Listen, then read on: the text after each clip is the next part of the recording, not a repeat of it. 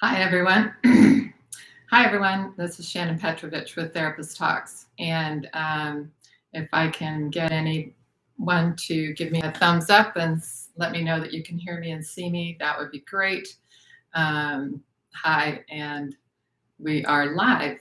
So I have a lot of questions that came in over the last 2 weeks. So I'll be addressing those. And also you can chime in with your questions and comments and topics in the chat next to me. I will try to read them and keep up. As I said before, part of my mission is really to create a supportive community so that nobody in the world feels like they are alone in these toxic relationships. That seems like there are just so many people around the world that are really struggling with this. And I want this to be a safe place where people feel supported and feel like there are other people who have been through the same thing, and there are people who are there for you. So make it a really supportive community. And last time, 2 weeks ago, we had so many comments in the comment section that were supporting each other, which was awesome. I love that. You know, I love that. And but it got a little confusing for me. So if you have a question or a topic, put the word question first and then your question, and that way I can skip through the things of people supporting each other and not read through those. But I have a bunch of stuff up front that people have chimed in over the last 2 weeks. And so I will start with those, and then anybody who has a question or a topic, you can jump in on the comment section and we'll address those. But before we get started, I had a company reach out to me this week. And it's kind of a cool company. I usually say no to all these offers and things, but this is kind of neat. It's called Contagious Collection. And the reason I'm not wearing it and I'm showing it instead is because my favorite part is right here. You are loved. So this is a really neat company. 10% of the 10% of the profits go to mental health awareness and suicide prevention. And so if you're interested, I will put the website, but basically it's Contagious Collections. Love is contagious is the idea. And you know, I'm all about that. So Contagious Collections, you are loved, my new favorite t-shirt. So let's jump right in. Does anybody have a question or topic? If you do, shoot it in there. If not, I'm gonna start on some of the stuff I got over the last 2 weeks. So the first one, he actually chimed in the day that I had my last one 2 weeks ago, said, I missed your live stream today, just saw the last minute. I'm dealing with medical complications that resulted from an injury that she caused and then acted like a victim herself. After seeing me in pain and dealing with a cascade of medical issues resulting from the injury, she did not want to support me in any meaningful way. Left me alone to deal with the misery all by myself. Maybe you can address this in one of your blogs. So I wanted to share that part of what I read from this question is that incredulousness of how these people operate. And that is one of the things that we as empathic people have to recognize and be really clear about. These people don't operate the same way. Their operating system is completely opposite. It's all about, I hope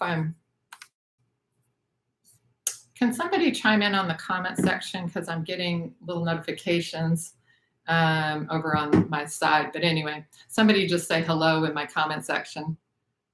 Great, thank you. So anyway, back to this.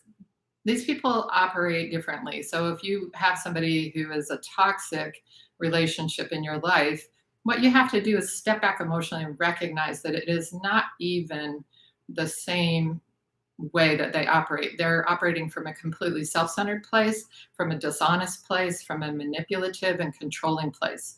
So that when you think about this in your own terms, you're going to already be upside down and backwards. So when you are incredulous about what they're doing, you have to recognize, oh, wow, I'm back in denial. And so big part of staying in your own self-care place is to switch off your denial. You have to recognize they do not function the same way. They do not think the same way. They don't process things even in the same way. So you have to recognize that, and you have to step back from your own perspective and say, well, I would never treat anybody that way. My gosh, if I caused somebody an injury, for sure I would show up. But they're going to, first of all, blame you. They're going to play the victim. They're going to not show up for you ever. And to be incredulous about that means that you are falling into denial again. So make sure that you pull yourself back emotionally, see them for the clarity of who they are, and recognize that it's just different, absolutely different. And when you can see that and hear that and recognize that, then you don't feel so alone and you don't feel so crazy. Because a big part of this is isolating you, making you feel like you're crazy, making you feel like your reality doesn't matter, isn't right. And that's part of what screws you up. So when you get into that place, you have to step back and recognize it so that you don't get more messed up. And then don't expect that they're going to show up for you. Don't expect that they're going to be the person who is in your corner or who is giving you any kind of support on any level. It's just not going to happen. So don't be unrealistic. All right, let me see if there's something else. I've been through the same thing. Once you've been injured in any way, they run. Yeah, so thank you for that, because that's the next piece that I wanted to address and I almost didn't, is these people they're like vampires. And if the blood supply is gone, they're going to take off and find a new supply. So when you are getting depleted, when you're bankrupted, either emotionally, physically, financially, you're going to find them running. And that's something that you really have to, again, step back, recognize, oh my gosh, I got sucked in again. I believed that they were going to be different towards me. Not going to happen. The bankruptcy that you feel is going to cause them to blow town because they're not interested in being around somebody who's all emptied out. So a big surprise, not a big surprise. Even if you would need them for support at doctor's appointments, they will come up with some excuse. Absolutely. They are going to not show up in any way, shape, or form. I've known so many that have been cared for and cared for and cared for by other people. And then when that other person or anybody else in their lives needs them and we could appreciate them, there's no way they're going to show up. Many of these disordered people feel that the other person is self-centered because the other person is not deferring to them and serving them. They blame the other person. 100%. This is so common that they are so completely delusionally self-centered that they don't recognize anybody else's perspective. When you lack empathy, you have to recognize that this is a very profound lack in someone's life. You know, when we operate on empathy throughout every day, it's a really critical part of who we are. I can see something from someone else's point of view. I can understand their emotions around that. I can understand what they might need. I can check in with them and ask them what they need. I can accept what they're saying as what they're saying. And it's not about me having my way and my manipulation and my control. So again, if you're in relationship with somebody that has these issues, you're in it alone, and you are more than likely more of a hostage than in relationship with them, because they are taking you for all that you're worth, and when you're bankrupted, they're going to let you go. What are the most common diagnoses of these types of people? So that's really interesting, because the diagnostic world is basically a big, thick book called the DSM-5 at this point, I believe. It's been a lot of years. But the diagnoses run the whole gamut, because these folks honestly are pretty good at what they do, and they can snow job therapists, psychiatrists, and other helping professionals, and oftentimes come out with no diagnosis, or maybe bipolar illness because they are moody, or their mood swings, and a lot of other things. But the narcissistic personality typically is either not diagnosed because they are coming in on the heels of somebody else, and then they're trying to throw that person under the bus and trying to make it all the problems about their problems. So they're typically not diagnosed. They're typically not even seen unless somebody dragged them into therapy, and then they will only stick around as long as they feel like they can connect with and hook the therapist. So couples counseling with someone with this disorder is a real no-no. Psychiatrists that I know say when you're treating a narcissist, you're usually just teaching them to manipulate better. And that's a truth that's really sad to see, but it is the truth. So don't go into couples counseling with someone that you believe is a narcissist unless you really know how to defend yourself and you also have a separate therapist for yourself. But it does run the whole gamut. Any suggestions for dealing with toxic work environment where the supervisor is gaslighting me and blaming me for a coworker's problems? That's a tough one. I did one video a couple of years ago called when there's a narcissist in the workplace or something like that, or when you have a narcissistic coworker or something along those lines. And the thing about it is that they want all the glory for themselves and they don't want to do any of the work. And so they're going to show up, gaslight your supervisor, say that they're doing the work that you're not. And I think that it's a really tricky thing, but I think, sitting down with your supervisor, talking about the truth, maybe having evidence where you can point to this, and this. On this date, this person did this. I think you can address those kinds of behaviors with a supervisor, but you may come out on top and you may not. You just have to really come at it from a truthful perspective and do the best you can and recognize that honestly, sometimes these people are better than we wish they would be. But going and being direct and honest is what I would do. My ex-husband declared me when I knew his game stood up to him, went back on to his first wife. Boy, betrayed by two people I cared for we attended many family functions together.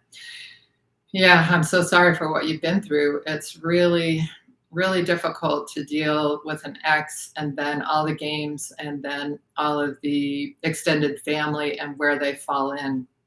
And you can be direct and honest, or you can sort of just step back, take care of yourself, understand that you can't control other people's perceptions necessarily, but you do the best you can with being honest and not needing.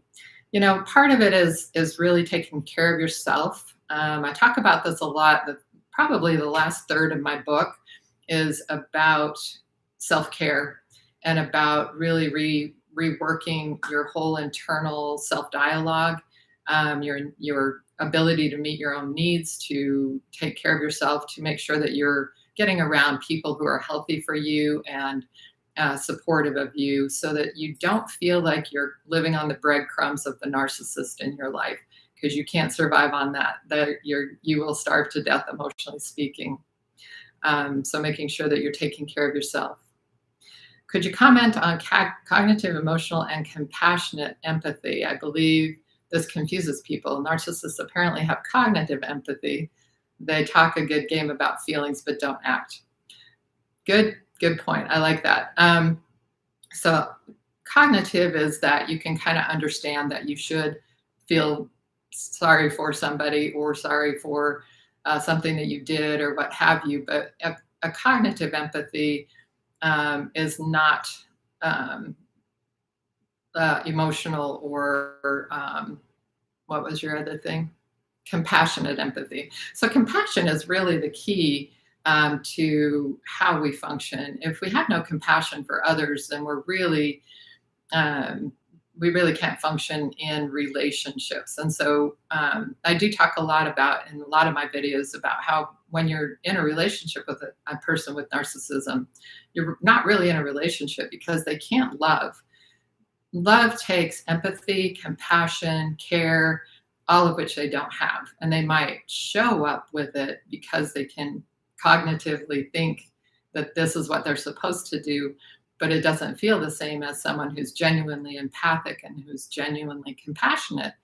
And so when you recognize that, there's that dearth of being inside of them, you have to separate yourself and recognize, again, you cannot live on the breadcrumbs that they're able to give you. and you shouldn't be in relationship with that person. Now, if you have to show up in relationship with that person for whatever reason, we can talk about that too, because that's separate. You can actually do that, but you can't feel that that's a really reciprocal relationship. So you could be an ex, you could be co-parenting with, you could be like functioning in a relationship. You can play nicely in the sandbox, in other words, but you can't be in relationship, like a partnership, like this is your person, because they're not going to emotionally show up for you. They don't have the compassion to show up, and they might sort of fakey show up here and there, which kind of strings you along and makes you think like that there may be some hope here.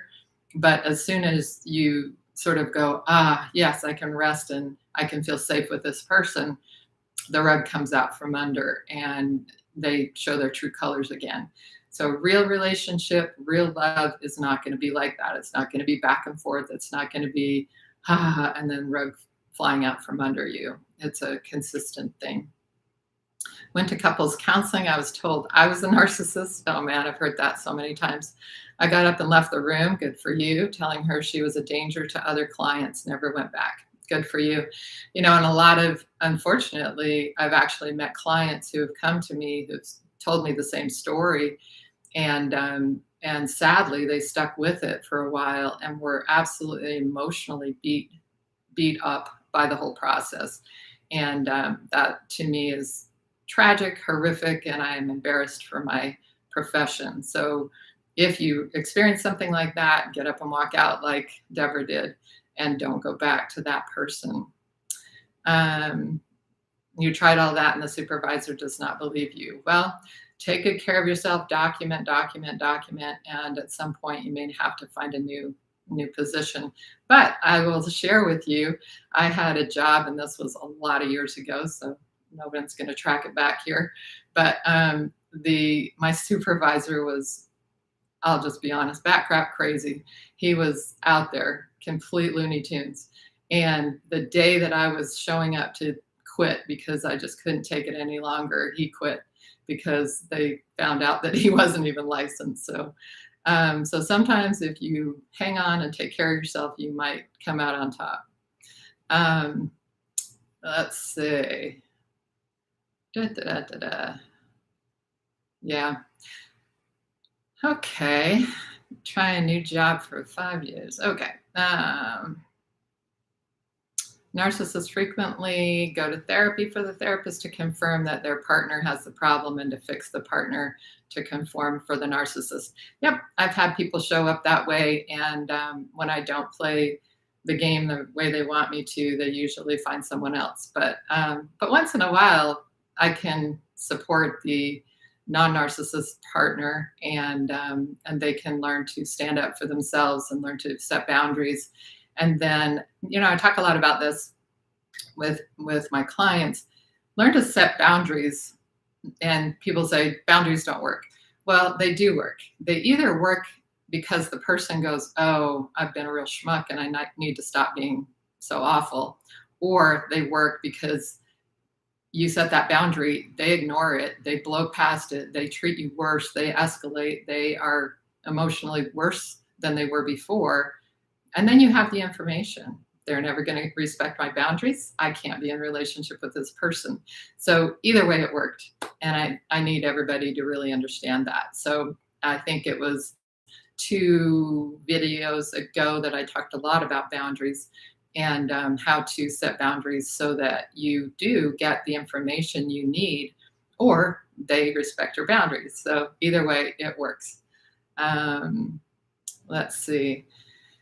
92-year-old mother who I am tired and had enough passive aggression and quitting and guilting.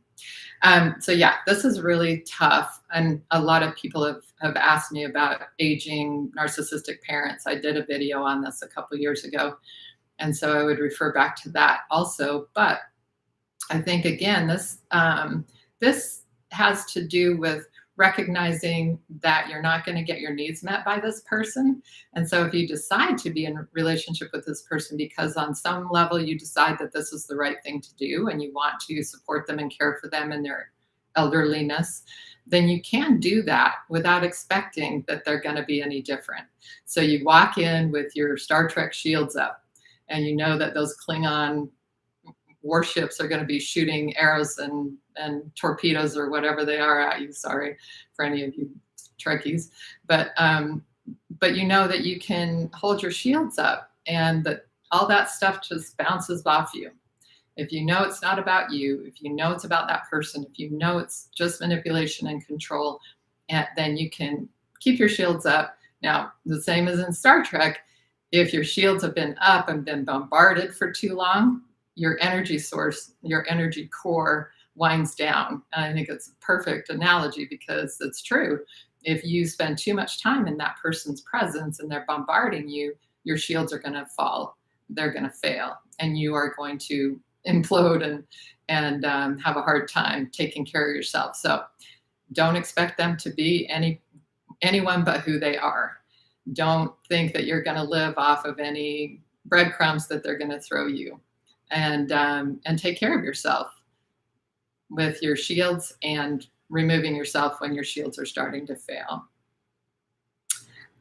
Let's see. So we're talking about emotional distance, and sometimes you have to physically distance because you're all bankrupted out, right? And so you are the only one who knows when that is. Other people in your life may think that that's terrible that you're separating from your aging parent or whatever, but you have to take care of you. You cannot pour water from an empty pitcher. So you have to decide when you've had enough. And that brings me to another question that I really liked that I got this past couple of weeks, and it was, when do you know you've hit bottom? And I think it was around a narcissistic elderly parent. In the lingo of AA and NA, hitting bottom is really not a one specific place. Hitting bottom is when you hit bottom when you quit digging. And I love that analogy because too often we are willing to dig and dig and dig and dig to find bottom. You don't need to do that. Bottom is wherever you say, enough is enough. I've quit digging. This is bottom. We're getting out. So, and again, that doesn't mean that you necessarily have to physically remove yourself from that person. You can learn to emotionally distance, emotionally take care of yourself so that you're not expecting to live on those breadcrumbs, and that you can then take care of whatever you need to take care of if you decide to be still in relationship with them on any level. So bottom is when you quit digging. So quit digging, set those boundaries, get that information, and move forward in whichever way you want to move forward. All right, the core wound down. Thank you. Okay. What you said about the abusive voice inside oneself is so profound. My mom is rather high on the narcissistic spectrum, and I cannot remember one day without being verbally and also non-verbally through condescending glances criticized. Her rages and threats whenever I dared to not agree on everything is what brought me chronic anxiety. And do I have a chance to rewire this sad programming, and how long will changing this inner voice take? So this is a really wonderful question, and really talks about how oftentimes people are dealing with generational abuse and narcissism. So having a parent, having a partner, and then even having an adult child, which we'll dig into in a minute here because there have been a lot of questions around that too. But having introjected, that's what we call it, your parent's voice, if there's a toxic parent, introjecting your parent's voice so that you are talking to yourself in a toxic way all the time is one of the really insidious parts of and problematic parts of being in toxic relationships. So if we look at in one of the first chapters of my book, I said, do you have an abusive relationship with yourself? And so I talk about that internal voice, and you have to notice, are you beating yourself up mercilessly every time you have a problem or are struggling or sad or upset? Do you then kind of heap negativity onto yourself? And that is even more problematic than what's going on around you. In other words, dealing with the Klingons bombarding you is one thing, but if your own internal voice is as negative as that or worse, then you are dealing with that constantly. And we don't even realize, but we talk to ourselves like 40,000 times a day. I don't know who counted, but it feels like that. So when you're talking to yourself in that negative, awful, terrible, abusive way, you are doing the dirty work of those toxic people, and you're continuing that even if they're 3,000 miles away or 5,000 miles away, or even if they're dead. You can have had a toxic parent that's gone and you're still living it inside your own head and you think it's your voice. It's not your voice.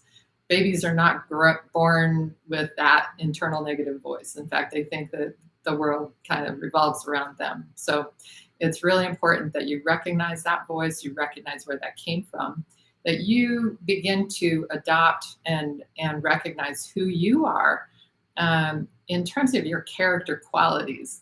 And I really walk through this in the book, but the character qualities inside of you. Are you empathic? Are you caring? Are you a good friend? Are you someone who shows up for people? Are you honest? Are you, so all of those things that you know yourself to be, those are the things that you want to support yourself with when that negative voice starts up. And when you consistently shift gears every time you hear that, now you're starting to heal.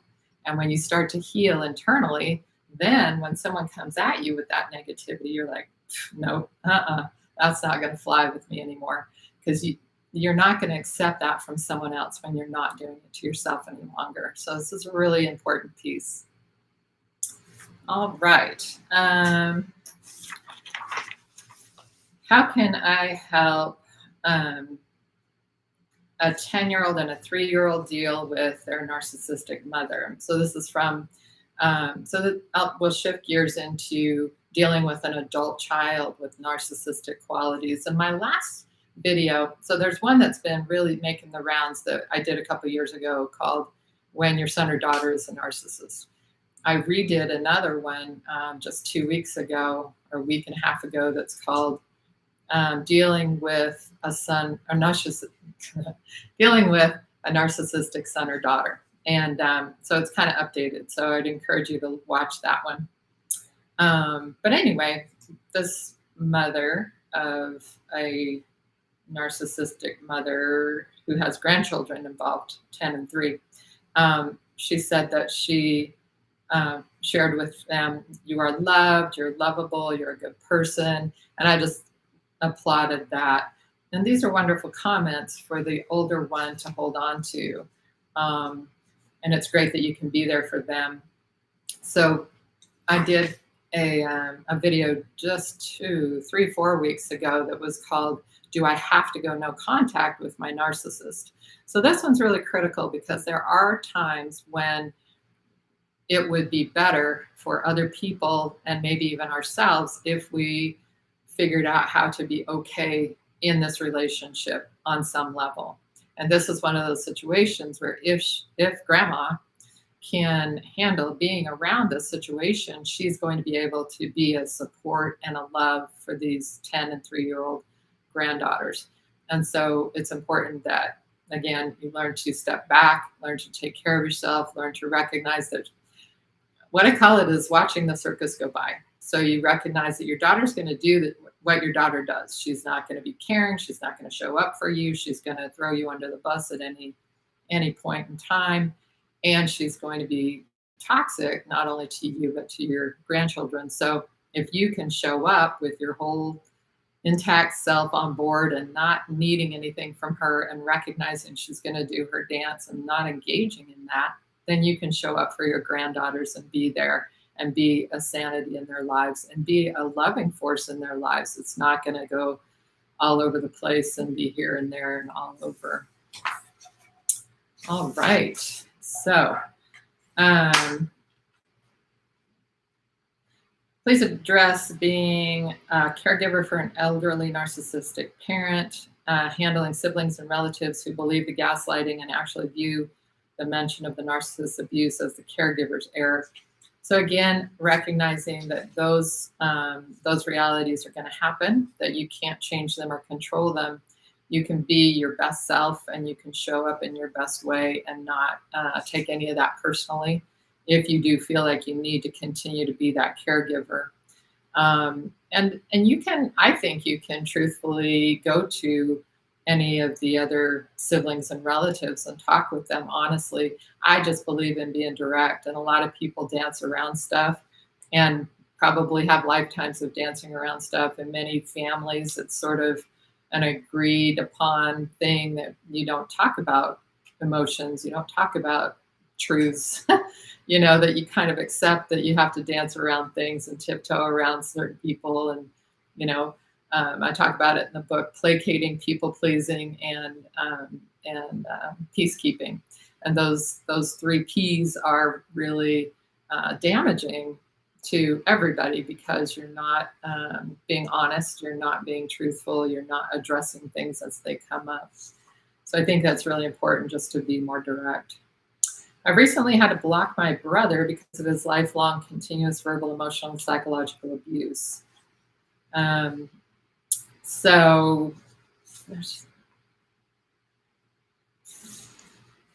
really talking about how he knows no remorse or feelings for us, but the rest of the world who isn't his family, he is the best person. He attacks our mom and calls her names, and is very demeaning and condescending, making us feel inferior. So it really is, I really encouraged this person to always get help. But this, that kind of behavior is always going to be about them and their manipulation and their control of others and their lack of empathy and lack of compassion. So you never want to take that on yourself. Okay, so here's a list of questions. Why do narcissists love to throw flying monkeys? What should I do if he's turned my closest friends into his flying monkeys? And can you explain more about duping, delight, and the narcissist? Why do narcissists stalk and become obsessed with a form of supply? His new supply is also stalking me and even added me on social media. I rejected her friend request, but I saw that all her public posts are messages indirectly directed to me. So again, you kind of want to step back and watch the circus go by. You know who this person is, you know what their games are about, and the further you can get away from them, this is a person that you want to stay all the way away from. Somebody who will manipulate others to cyberbully or cyber stalk you is really, so here we have the not my circus, not my monkeys. Yeah. So here we have a non-empathic, we have a whole range of behaviors in the narcissist. We have mild to severe. So in the mild form, a non-empathic, blah, blah, blah. On the severe form, somebody who's vengeful, who's rageful, who's mean. And when you see that kind of behavior, you really, really need to get away and really need to check yourself that you don't need anything more from them. And if you do, really check why. And if that's an old story for you, and if you keep getting hooked back in, look at your trauma bond and your level of trauma bonding and recognize that that is what's going to keep you getting hooked back in. And so I talk in the book about clarity, and I talk about how you need to get this sense of reality in your rational mind. And this reality is not interchangeable with anything else. And then you have your little amygdala that is trauma bonded, your emotional mind is trauma bonded to this person. So they can throw you a little breadcrumb and say, oh, but I love you, or oh, but blah, blah, blah. And you get hooked in again because your trauma bond is so triggered by that. So you have to keep your rational mind in charge. You have to steer your ship with your rational mind and not the little amygdala, the little emotional reactive mind. So with your rational mind, with all the facts, just the facts, you have to say, okay, this person has done this, this, this, this. They are mean, they are selfish, they are completely narcissistic, non-empathic. They're never going to have my best interests at heart. I need to go completely no contact with that person, separate myself completely. And I need to rebuild my life and rebuild myself. Again, My book has about a third of it that's really focused on rebuilding your sense of self, rebuilding your life, rebuilding your connections that you got isolated from. So all of this goes together. And so we don't even need to understand why somebody throws flying monkeys. The answer is simple: for control, for manipulation. And a lot of these people, if they're in that severe, vengeful side of the narcissistic spectrum, they don't just want to bankrupt you and ditch you. They actually want to kind of torture you in their vengefulness, in their hatefulness, in their meanness. And again, that really connotes somebody who's on the extreme end of that spectrum. And that's somebody you want to stay the heck away from. So basically, the answer is because they're mean, because they're narcissists, and because that's what they do. And having someone else stalk you, again, is about control, manipulation, being mean, making sure that and here's the other piece of it, making sure that they look like the good guy. And that's a weird thing too, because they're so hateful and so mean, and they believe that everybody thinks they're the good guy. Most people can see it for what it is, but either way, you can see it, and that's all that matters. So separate from them and get with people who are caring and kind in your life, because you don't need any of that garbage. An adult daughter who is physically and verbally abusive. I left her with her father in another state when she was 10, so she has abandonment wounds. She came to live with me when she was 15 and is now 30, living with me for 3 years. She's not able to move on with her life because of our relationship. She's lonely, miserable, depressed. I fear her because of her control and abuse, and avoid her. She cannot afford to move out. So one of the things that I'm hearing in this question is the guilt. And so what's really important is that everybody has hardships in your life, and all of our lives, we've all had hardships. And using that to excuse bad behavior, controlling behavior, mean behavior, verbal, physical abuse is never acceptable, is never valid. So your daughter's verbal and physical abuse is not your fault. It has nothing to do with what happened when she was 10. Her choices are her choices. And I've had various conversations with clients over this. One where we were talking about it, and this girl had been raging, and it was always from a place of, you made me anxious, you traumatized me, blah, blah, blah. But it was coming out as this verbal, physical, raging craziness.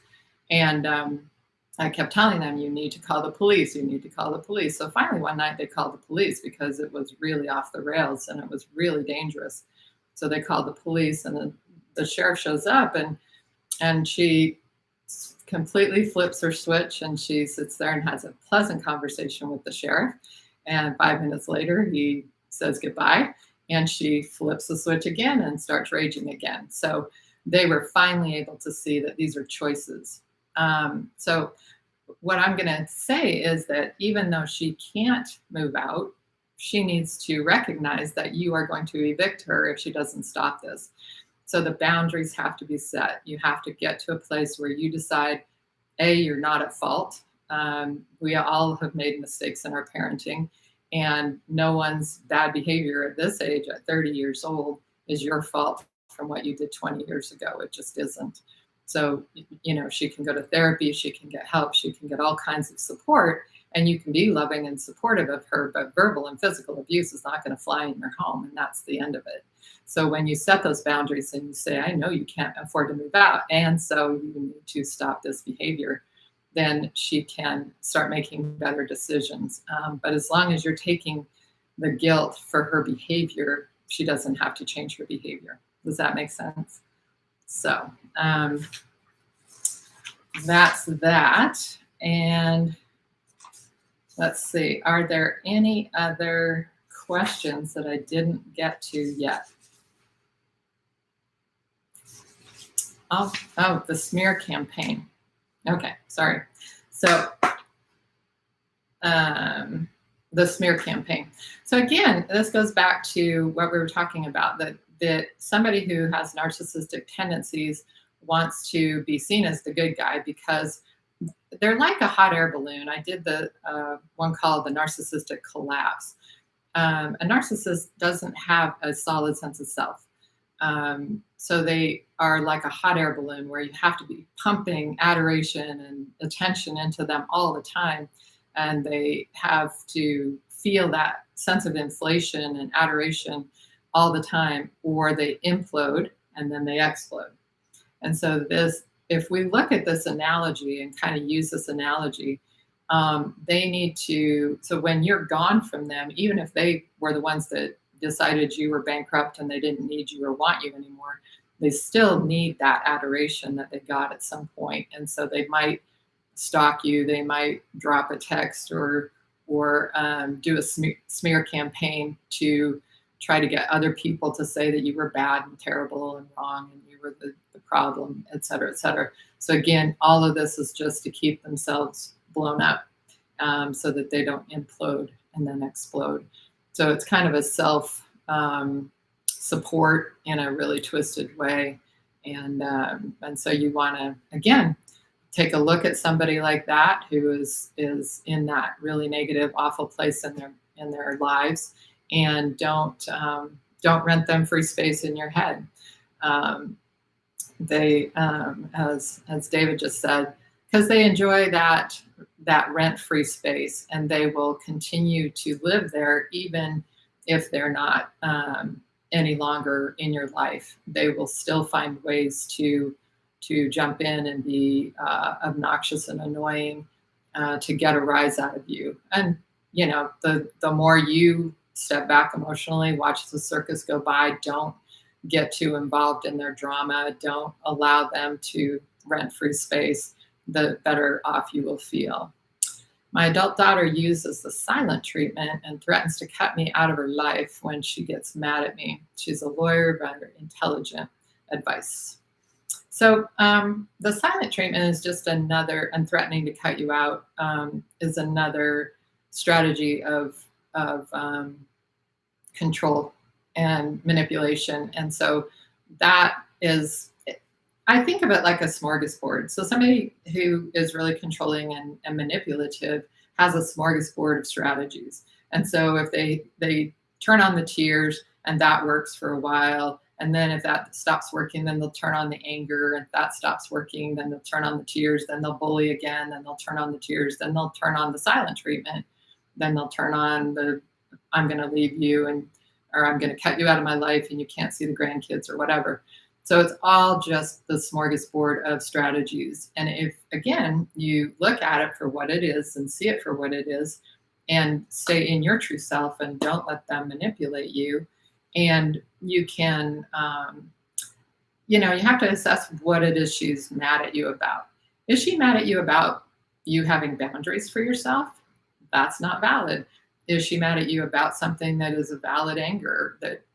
Then we need to own up for any mistakes we make, of course.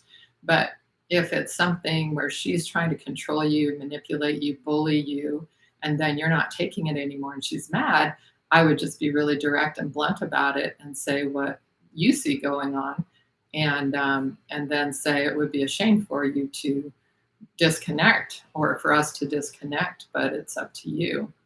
The same with my daughter, verbal and emotional abuse. She's 52. A single parent, continued to tell how horrible I was. I wasn't. Finally had to cut her out of my life.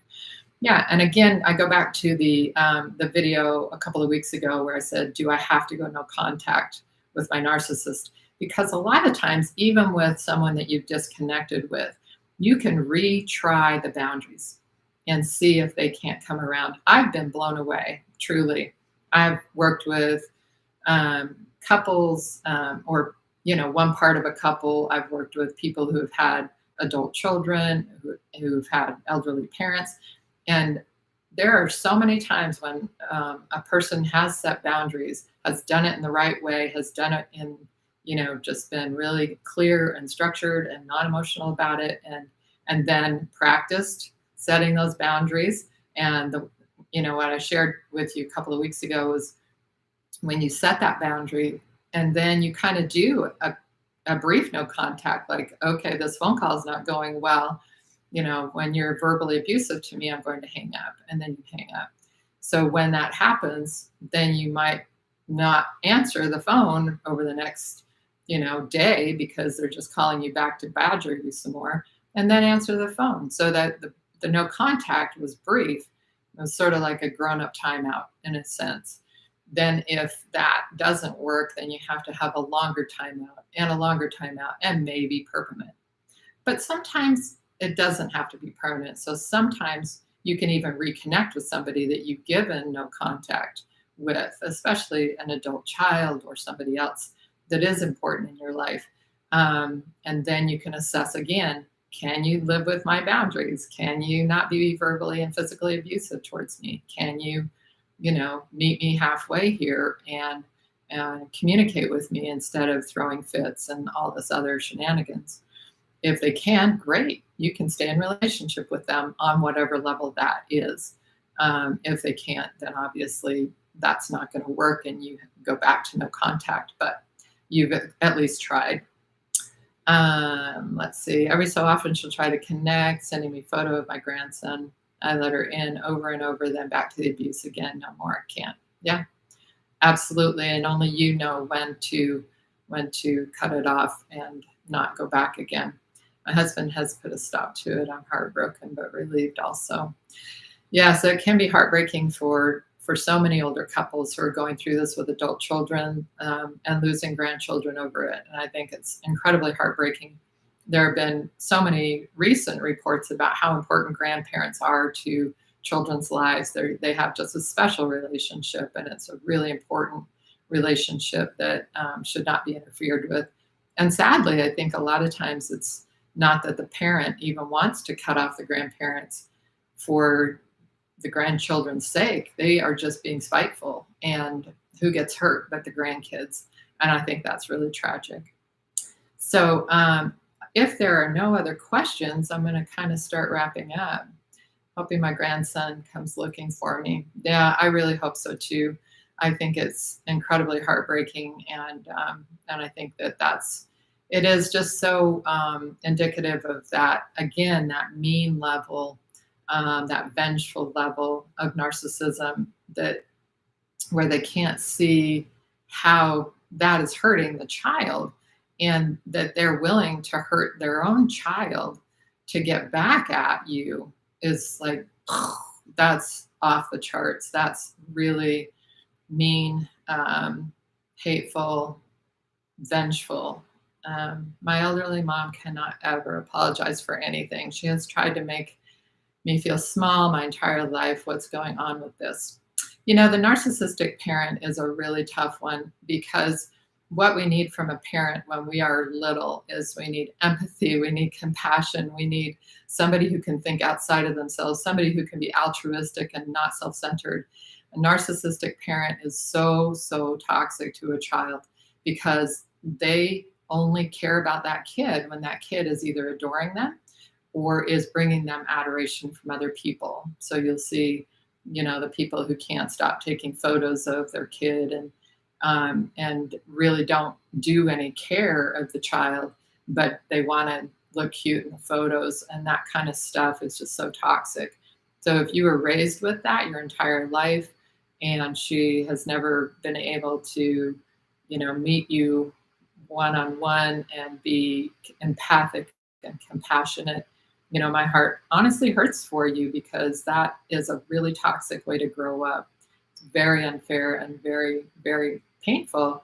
And again, I go back to my book and how we need to heal from those levels of narcissism that we grew up with and then have in our lives. So here is the Kindle copy of my book. I don't have the paper copy. I've ordered some more, but even though you guys get it in a few days, I get my author's copies in a couple of weeks. So this is my new book. And I'll post the t-shirt again. I love, again, this, for anybody who wasn't here in the beginning, Contagious Collection. Love is Contagious. This is a Black-owned company, and they are giving back 10% of their proceeds to mental health awareness and suicide prevention. And this is my favorite part: you are loved. And since my channel is all about that, and I don't get a kickback, the kickback goes to mental health awareness and suicide prevention. I did get a free t-shirt, but that's it. So I will post, as I put this up for the recording, as I post the recording up, I will post the link for the Contagious Collection. It is contagiouscollection.com or Contagious Collection on Instagram too. And Kieran Davis is the owner who reached out to me, and give a little shout out to him. And I appreciate companies that are doing things the right way. I think it's great, and giving back to their communities. I think that's beautiful. So I love, again, all the support you give each other throughout these live streams. I will keep doing these live streams every 2 weeks if they matter to you. Keep throwing questions my way so that I can bring them to these streams. I think my next video will be on Friday, and I think I'm going to tackle religious narcissism. That was a question that someone came up with, and I thought it needed probably an entire video to address that, because that's a biggie. Anyway, take good care of yourselves, everyone. I love you all, and I will see you again soon.